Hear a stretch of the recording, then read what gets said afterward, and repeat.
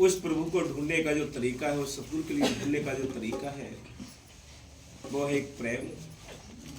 और प्रेम के बाद आती है ब्रह। ब्रह जिसके अंदर ये पैदा हो जाए, प्रकट हो जाए, तो मालिक की बहुत नजदीक हो जाती है। एक प्रेम ये होता है जो व्यवहारिक में आता है, हम सब एक दूसरे से प्रेम करते हैं, बोलते चाहते हैं, ये व्यवहारिक प्रेम है। एक प्रेम वो है जो हम अंदर से बेचैन किए हुए रखता है। वो जिस दिन प्रेम आ जाएगा उस दिन ये सोचो, तो बाबा मस्तानी लिखा है कि जिस दिन वो प्रेम आ गया, वो तड़प आ गई, वो ब्रह आ गई, तो एक पैर इस मृतलोक में होगा और एक सचखंड में होगा। वो प्रेम नहीं आता। वो प्रेम हमें दुनियादारी में आता है। बच्चों के लिए रो लेते हैं, नफा घाटे घर में हो जाते हैं, उनके लिए रो लेते हैं। क्या मालिक के लिए कोई रोता देखा है? रोते वही हैं जिनके अंदर वो ब्रह प्रकट होती है। ये दुनिया के झमेले में हम सब उस ब्रह को लुटा चुके हैं। सारी ब्रह हमारी खत्म हो चुकी है। सारी जो प्रीत है हमारी खत्म हो चुकी है। मालिक के प्रति जो लगानी थी वो संसार में लग गई। ये पलट गया है पासा, क्योंकि जो प्रीत लगानी थी, प्रेम करना था मालिक से, वो सारा इधर दुनियादारी में खर्च कर दिया। तो मालिक के वास्ते तो एक नामात्र प्रेम रहता है। उसके लिए तो बहुत चलते फिरते ये रीतियों जैसा मानने वाली बात रहती है उस मालिक के लिए। तो बाकी सारी तवज्जो, सारी लगन, सारी तड़प इस संसार में खर्च कर रखी है। अपने लिए कुछ नहीं बचा है। लेकिन बिना ब्रह के किसी को कुछ भी नहीं मिला। एक ब्रहणी आत्मा अपने प्रीतम से फरियाद करती है, प्रीतम, मैं तो आज और कल करते करते मेरा जीवन बीत चुका है, कब दर्शन दोगे? कब आप दर्शन देंगे? लेकिन अगर कोई निश्चय कर ले, कोई प्रण कर ले, कोई दृढ़ संकल्प कर ले, तो ऐसी कोई ताकत नहीं जो मालिक को आने से रोक सकती। कोई भी ताकत ऐसी नहीं है जो मालिक से, यानी बीच में दीवार लग जाए। जब जिसके साथ प्रीत लग जाती है, मालिक के साथ प्रीत लग गई, सारी दीवारें टूट जाती हैं, सारे तूफान खत्म हो जाते हैं। वो प्रीत कहाँ से लाओगे? वो प्रीत कैसे आए? उस प्रीत के बारे में संत कहते हैं, आत्मा कहती है, जो ब्रहणी बेचैन आत्मा है, वो कहती है प्रीतम के ब्रह अगे हृदय लगी रे जलती फिरी उदास, कि मेरे अंदर ब्रह की आग लगी पड़ी है, कहाँ जाऊं, किससे कहूं? कोई मेरी इस बात को समझ नहीं पाता, कोई मेरी फरियाद सुनता नहीं। हृदय की सब मैलें साफ कर देता है और मालिक से मिला देता है। सतगुरु की सच्ची प्रीत और उसके मिलने की तड़प से जितना हृदय शुद्ध होता है, 100 बरस के भजन करने से नहीं होता। ये बाबा मेरे साहब जी की वचन है कि कोई 10 घंटे बैठ ले भजन में और तड़प ना हो, अंदर बैर विरोध भरे पड़े हों, तो कभी सच्ची प्रीत जागेगी नहीं, वो ब्रह आ ही नहीं सकती। हाँ जी, दादू साहेब फरमाते हैं, बिरहा अगन में जल गए मन के मैल विकार, दादू बिरही जी पीव का देखेगा दीदार। फिर फरमाते हैं कि मालिक की प्राप्ति के लिए सब ज्ञान, ध्यान, जप, तप, योग, साधना वगैरह और विषय वासना को छोड़कर अपने हृदय के अंदर ब्रह पैदा करने का प्रयत्न करो। संतों को यहाँ आने का एक ही मतलब होता है कि जीव को समझाकर इसको प्रेम से अपने घर की याद आ जाए। शरीर, रक्षा, विचार, व्यवहार, बुद्धि, शास्त्र, ज्ञान, हाँ, विवेक तथा मर्यादा इत्यादि नष्ट हो जाते हैं। हाँ, वहां तो केवल एक ही का ध्यान रह जाता है। हाँ, जहाँ ब्रह वहाँ और क्या सुदबुद नाठे ज्ञान, लोक वेद मारक तजे दादू एके जान। बिना सच्ची लगन और तड़प के किसी काम में सफलता नहीं मिलती। ये तड़प हमने इधर लगा रखी है, सच्ची प्रीत इधर लगा रखी है स्वार्थ में। ये पलट के इधर लग जाती ना तो कुछ काम बन जाए, इधर नहीं लगी है। हाँ जी, बस सती गुरी अभी तक ना करी है पूरी आस, तरसी बिन आई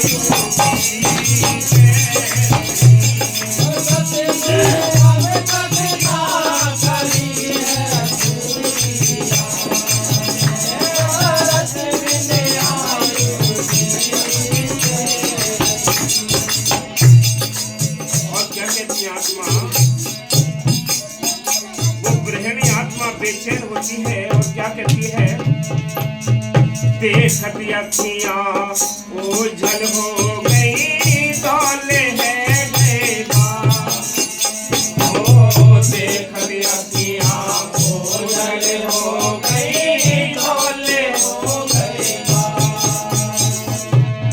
रोज बहारूं,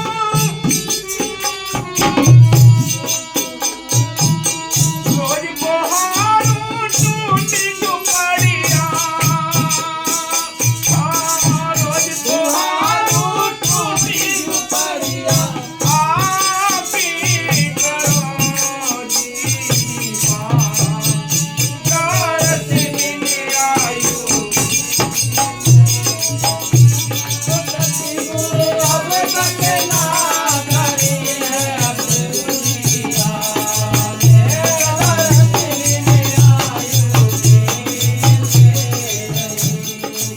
क्या कहती है आत्मा, कहती है अरे प्रीतम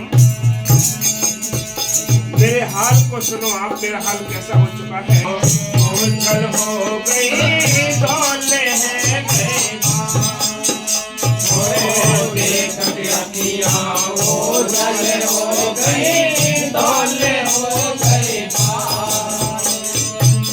रोज बहारूं टूटी झुपड़ियां, रोज बहारूं टूटी झुपड़ियां, आके करो जीवा।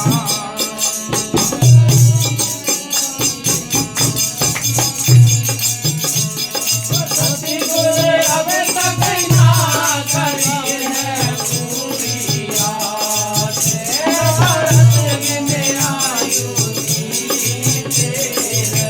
देखो मालिक की मेहर से आज जो पर्व मनाया जा रहा है, आज 22 जनवरी अयोध्या में कितना बड़ा एक फंक्शन पूरे देश में ही है, उसमें का एक प्रसंग है।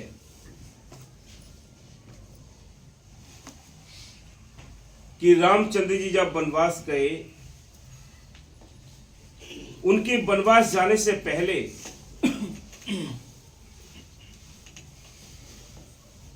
भिलनी एक जंगल में रहती थी, कुटिया बनाकर। कुटिया बनाकर जब रहती थी तो वो एक ही बात रखती थी कि अब मेरे राम आएंगे, मेरे राम आएंगे। उसके आस पड़ोस दूर दूर बड़े बड़े ऋषि मुनि रहते थे, अभ्यास करते थे, तप करते थे। वो अपने अहंकार में थे कि राम हमारे यहाँ जरूर आएंगे। आप जिसको तड़प के साथ पुकारेंगे वो आपको स्वप्न में का चलते फिरते भी यादगिरी बनी रहती है उसकी, अगर सच्ची बहे लग जाए तो। भिलनी रोज रास्ते को साफ करती थी, उस पर फूल बिछाती थी। ये भोलेपन का प्यार होता है, इसी में मालिक आता है। तो क्या करती थी कि फूल बिछाती थी, रास्ते में बुहारती थी रास्ते को, मेरे राम आएंगे, मेरे राम। कितना टाइम गुजर चुका होगा। और रामचंद्र जब गए तो जो बड़े बड़े ऋषि मुनि थे, वो जो कहते थे कि पहले हमारे यहाँ आएंगे, जरूर आएंगे, सब अपने अपने प्रण किए हुए थे। लेकिन जो ही वो वन में पहुंचे और सबसे पहले उस भिलनी के वहां पहुंचे, उसके झूठे बेर खाए, उसको तसल्ली दी। इसको सच्ची बरह कहते हैं। ये चाहे इंसान के साथ लग जाए, चाहे मालिक के साथ लग जाए, जिसके साथ लगते हैं उसको अपना बना देती है। ये बाहर ये लग जाए, ये प्रीत, ये प्रेम बाहर लग जाए, ये दुनियादारी में लग जाए, तो आपने देखा हो कि लोग घर छोड़ देते हैं। कितने कितने ऐसे मतलब केस हो जाते हैं कि उस प्रेम में अंधे होकर पता नहीं कहाँ कहाँ कौन पहुंच जाता है। कोई मर जाता है, कोई जेलों में जाता है, कोई कुछ कर देता है। वो प्रेम इधर बदल दिया ना। ये प्रेम अगर इधर लग जाए मालिक की हो, तो मालिक भी कोई दूर नहीं है उससे मिलने से। वो मालिक तुम्हारे अंदर बैठा है, कोई दूर तो नहीं मिलेगा। कोई आश्रम में जाकर नहीं मिलता है। आश्रम तो एक बैठने की हमारी जगह है, एकांतवास, संतों के दर्शन करने की, लेकिन अंदर ही है मिलेगा। वो मालिक मिलेगा तो अंदर से ही मिलेगा। ये जो टूटी फूटी झोंपड़ी है इसको रोज बुहारना है, सिमरन करते जाओगे, ये धीरे धीरे साफ होती चलाई पड़े, एक दिन वो मालिक जरूर बैठ जाएगा।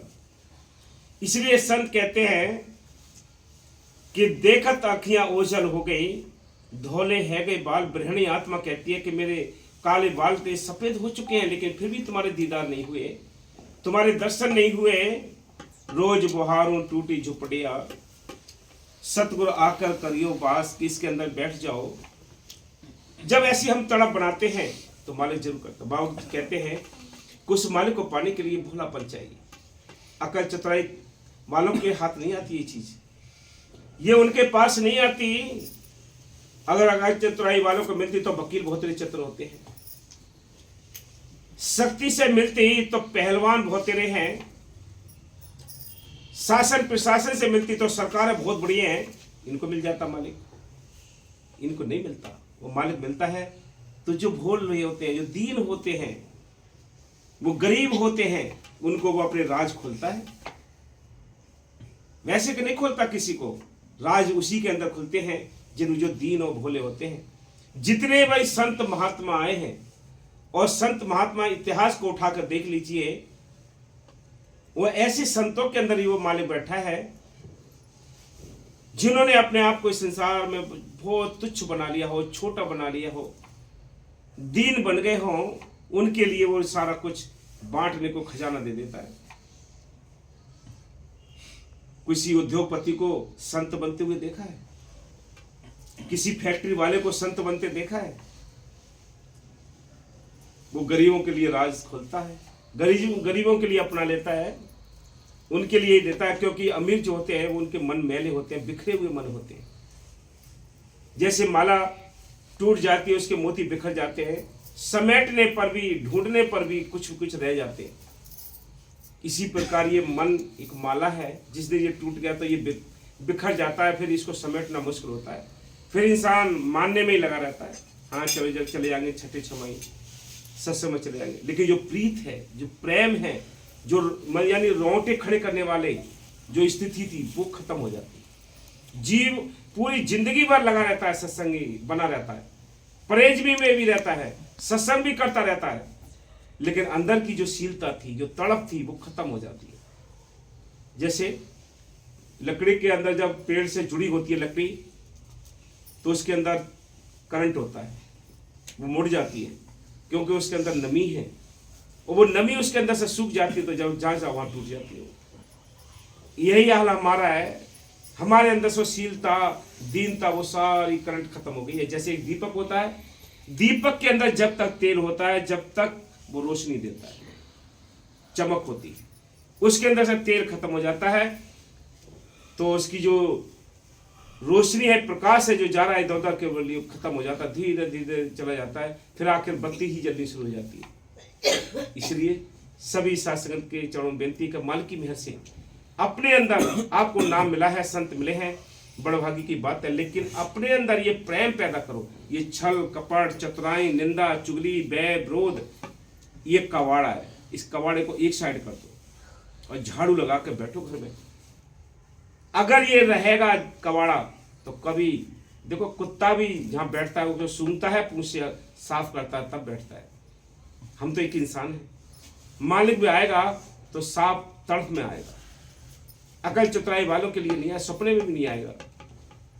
इन चीजों को निकाल दो अपने अंदर। अब ये कोई बर्तन है, उस बर्तन में कोई चीज भरी हुई है, अगर हम उसमें दूसरी चीज कोई डालने की कोशिश करें तो आ ही नहीं सकती। क्यों नहीं आ सकती? क्योंकि वो पात्र तो पहले ही भरा पड़ा है, वो पात्र तो पहले ही भरा पड़ा है, और क्या चीज आ सकती है उसके अंदर? या तो उसको खाली करो, पहले वो खाली करना पड़ेगा, तब कोई दूसरी चीज आएगी। मालिक का प्यार जब आएगा, जब दुनियादारी का प्यार और हिरस हवास, निंदा, चुगली ये खत्म करोगे, जब ये खत्म होगा तभी तो दूसरी चीज आई इसके अंदर। दिल का हुजरा साफ कर जाना कि आने के लिए, ध्यान गैरों का उठा उसको बिठाने के लिए, एक दिल लाखों तमन्ना उस पर भी ज्यादा हवस, फिर ठिकाना है कहाँ उसको बिठाने के लिए, फिर ठिकाना कहाँ उसको बिठाने के लिए। इसलिए मालिक की मेहर से संतों ने हमेशा एक ही चीज, सारा कुछ भक्ति का जो एक आधार है वो सबसे पहले हुक्म, फिर प्रेम। प्रेम तो अपने आप आ जाता है जो हुक्म मानते हैं, अपने आप ऑटोमेटिक स्थिति बनती चली जाती है। हाँ जी। सतगुरु अभी तक ना करी है पूरी आस, दरस बिन आयु से सतगुरु अब तक ना करी है पूरी आस, दरस बिन आयु से। और क्या कहती है गृहिणी आत्मा जो बेचैन है, वो क्या कहती है, अपने हाल का और वर्णन करती है, कैसे कैसे उदाहरण लेती है। कहती है कि मेरा हाल कैसा है प्रीतम सुनिए। स्वाति बिन जो पपिया, स्वाति बिन जो पपिया रोवे, बछड़ा बिन जोगा। ओ स्वाति बिन जो पपिया रोवे, बछड़ा बिन जोगा। नीर बिना जो नदिया प्यासी हो, बिना जो नदिया प्यासी, ओ नीर बिना जो नदिया प्यासी, पाखी करे बिना।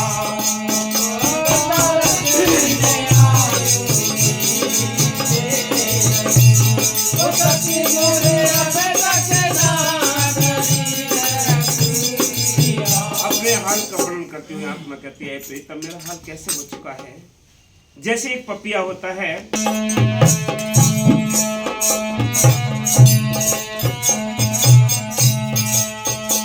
और व्याकुल फिरूं सुने ना कोई, लिख लिख भेजूं पार। अरे व्याकुल फिरूं सुने ना कोई, लिख लिख भेजूं पार। क्या कहते हैं कि मैं व्याकुल हूं, लेकिन मैं अपने प्रीतम के लिए संदेशा भेजती हूँ, लेकिन कोई संदेशा ले जाने वाला नहीं,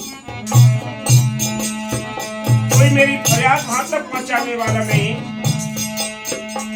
लेकिन हो सकता है मेरे अवगुणों की वजह से ही मेरा प्रीतम मेरे से दूर है। और व्याकुल फिरूं सुने ना कोई, लिख लिख भेजूं पार। व्याकुल फिरूं सुने ना कोई, लिख लिख भेजूं पार।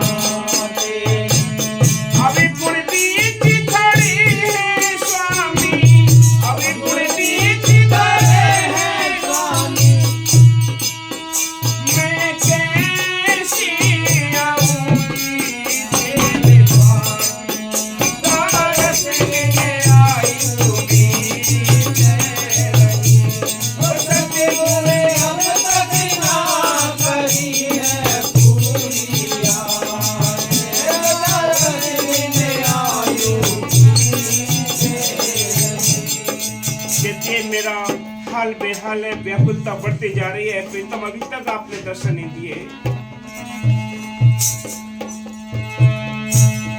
हो सकता है मेरे अवगुण है जो बीच में मेरे दीवार बने पड़े हैं, और इन अवगुणों की वजह से ही मैं तुम्हारे द्वार नहीं आ सकती है प्रीतम, तुम अपनी दया बख्श दो। और क्या लिखती है, सावन जो मेरे नैना बरसे भी बंधइयो आए, ओ सावन जो मेरे नैना बरसे भी बंधइयो आए, सावन जो मेरे नैना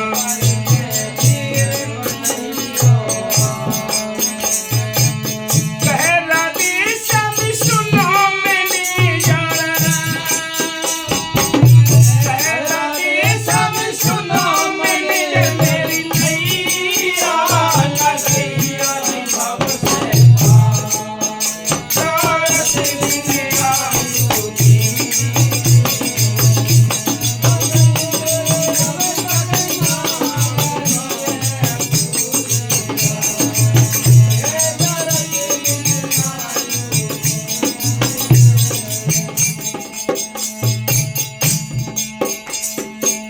नारायण साहब जी ने अपने परमा भक्ति ग्रंथ में लिखा है